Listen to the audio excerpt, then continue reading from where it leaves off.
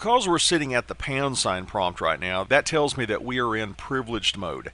It would be a greater than sign prompt if we were in user mode, but we're at the # prompt. We're in privileged mode.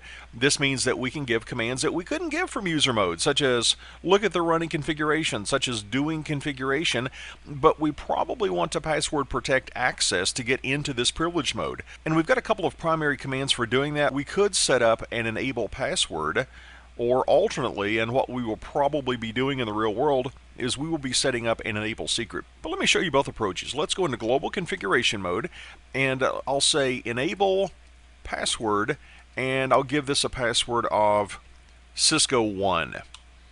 And if I exit privilege mode by saying disable, notice I'm back at the user mode as evidenced by the greater than sign. If I try to go back, I'll say enable, and the password I have to give is Cisco1. And now I'm in privilege mode. However, if I look at the running configuration, notice this. This is in clear text. Our enable password is in clear text.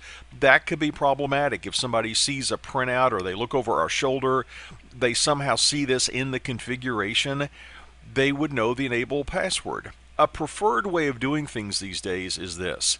We don't even use the enable password. Instead, we use the enable secret. The enable secret command only shows a hashed value of our password in the running config. It's not even an encrypted string, it's a hashed string. So it's a fingerprint. It cannot be reverse engineered, in other words. Here's how we set that up. Let's do configure terminal, enable secret this time. And I'll say that the password is Cisco. If I look at the running config right now, we have both an enable secret and an enable password. Here's the rule. If we have an enable secret configured, we're going to be ignoring the enable password. In fact, in the real world, we probably will never give the enable password command. That's an older command that goes back several versions of Cisco iOS when it was primarily used. For years now, we've been using enable secret. And notice this string, this 5 tells us that this string, it's not an encrypted version of the password, it's a hashed version of the password. This is a 128-bit MD5 hash value. This is not an encryption. We cannot decrypt this. It's just a fingerprint. It's the result of a mathematical algorithm executed on our password of Cisco in this case. Let's prove that it works. Let's back out.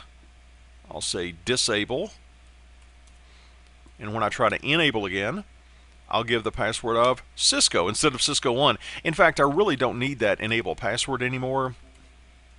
I'll just get rid of that. And we've now protected access to our privileged mode by creating an enable secret password.